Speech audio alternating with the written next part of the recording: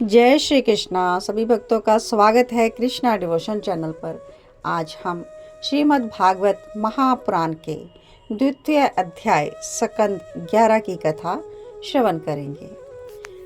ओम श्री परमात्मने नमः। नारायणं नमस्कृत्य नरं चैव नरोत्तमं देवीं सरस्वती व्यासं ततो जयामुदीरयेत्। नाम संकीर्तनं यस्य सर्वपापप्रणाशनं परिणामो दुःखं न तन्नमामि हरिं परम्। सच्चिदानन्दरूपाय विश्व उत्पत्ति आदि हेतवा तापत्रय विनाशाय श्रीकृष्णं वयं नमः। अथ द्वितीय अध्याय। वसुदेव जी के पास श्री नारद जी का आना और उन्हें राजा जनक तथा 9 योगीश्वरों का संवाद सुनाना। परम भागवत श्री सुखदेव जी कहते हैं कि हे कुरुनंदन, देव ऋषि नारद जी के मन में भगवान श्री कृष्ण की सन्निधि में रहने की बड़ी लालसा थी।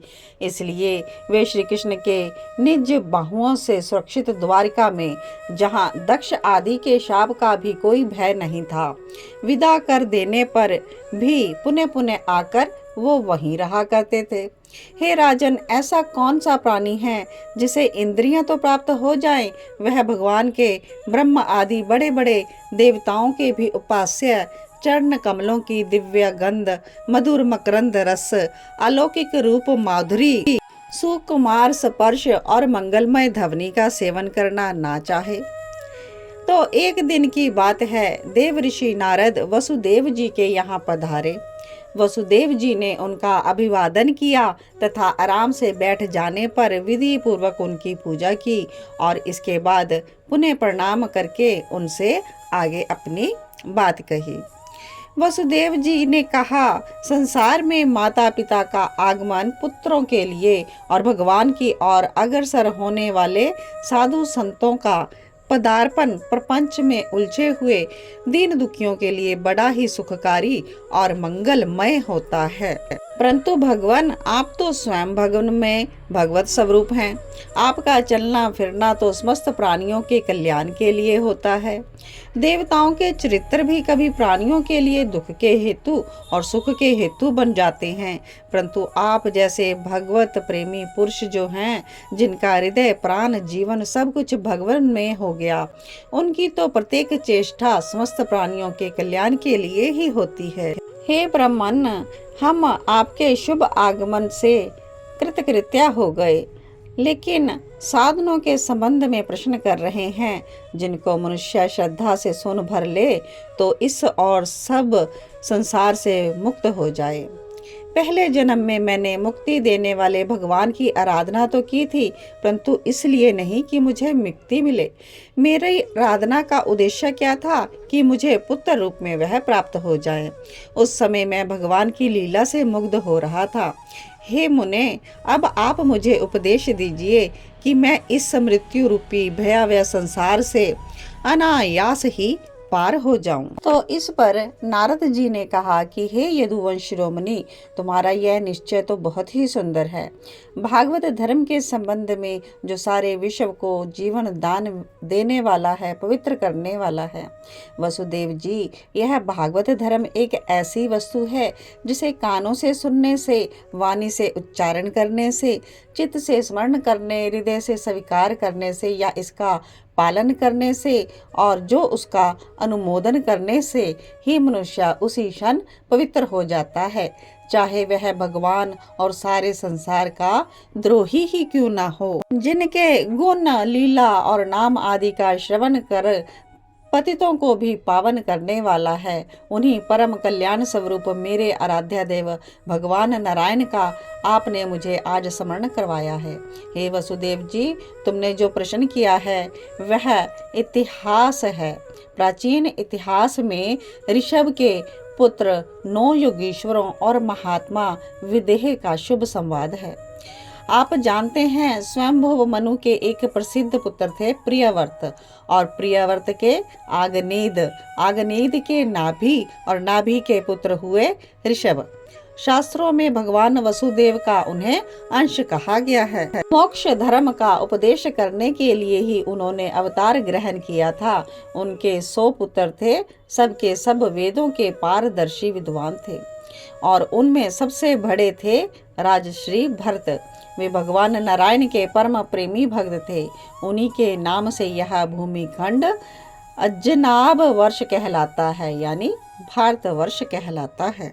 तो उन्हें ऋषभ देव जी के 9 पुत्र सन्यासी हो गए, और उनका नाम कवि, हरि, अंतरिक्ष, प्रबुद्ध, पिपलायन, अविहोत्र, द्रुमिल, चमस और करभाजन। तो ये अपने भगवत रूप से जगत को आत्मा से अभिन्न अनुभव करते हुए पृथ्वी पर स्वच्छंद विचरण करते थे। इन्हें कोई भी रोक टोक ना थी, जहाँ भी चले जाते देवता, सिद्ध, साध्य, गंधर्व, यक्ष, मनुष्य, किन्नर, सभी स्थानों पर ये विचरते थे। तो एक बार की बात है, विदेहराज महात्मा निमि बड़े बड़े ऋषियों के द्वारा एक महान यज्ञ करा रहे थे। तो वहाँ ये 9 योगीश्वर स्वच्छंद विचरण करते हुए उसी यज्ञ में जा पहुँचे। ये योगेश्वर भगवान के परम प्रेमी भक्त और सूर्य के समान तेजस्वी थे। राजा निमि ने जब देखा इन्हें तो इनका स्वागत किया। विदेहराज निमि ने उन्हें भगवान के परम प्रेमी भक्त जानकर योग्य आसनों पर बैठाया, इनकी विधिवत पूजा की। वे 9 योगीश्वर अपनी अंगों की कांति से इस प्रकार चमक रहे थे मानो साक्षात ब्रह्मा जी के पुत्र सनकादि मुनीश्वर ही हों। राजा निमि ने उनसे प्रश्न किए। विदेहराज निमि ने कहा कि आप लोग मधुसूदन भगवान के पार्षद हैं। भगवान के पार्षद प्राणियों को पवित्र करने के लिए विचरण किया करते हैं। जीवों के लिए मनुष्य शरीर प्राप्त होना दुर्लभ है।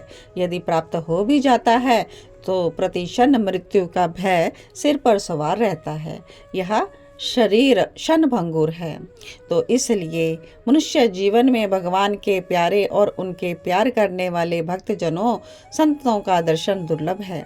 इसलिए त्रिलोक पावन महात्माओं, हम आप लोगों से यह प्रश्न करते हैं कि परम कल्याण का स्वरूप क्या है, उसका क्या साधन है, और इस संसार में आधे क्षण का सत्संग भी मनुष्यों के लिए परम निधि है। हे योगीश्वरों, यदि हम सुनने के अधिकारी हैं तो हमें भागवत धर्मों का उपदेश कीजिए, क्योंकि उनसे जन्म आदि विकार से रहित एक रस भगवान श्री कृष्ण प्रसन्न होते हैं, और उन धर्मों का पालन करने वाले शरणागत भक्तों को अपने आप तक का भी वह दान कर देते हैं। तो देव ऋषि नारद जी कहते हैं कि वसुदेव जी, जब राजा निमि ने उन भगवत प्रेमी संतों से यह प्रश्न किया, तब उन लोगों ने बड़े प्रेम से उनका और उनके प्रश्नों का सम्मान किया। तो 9 योगीश्वरों में से सबसे पहले कवि जी ने वहां बैठे हुए राजा निमि तथा ऋत्विजों को उत्तर दिया। तो पहले योगीश्वर क्या कह रहे हैं, यह कथा हम अगले भाग में श्रवण करेंगे। तब तक आप सभी को जय श्री कृष्ण।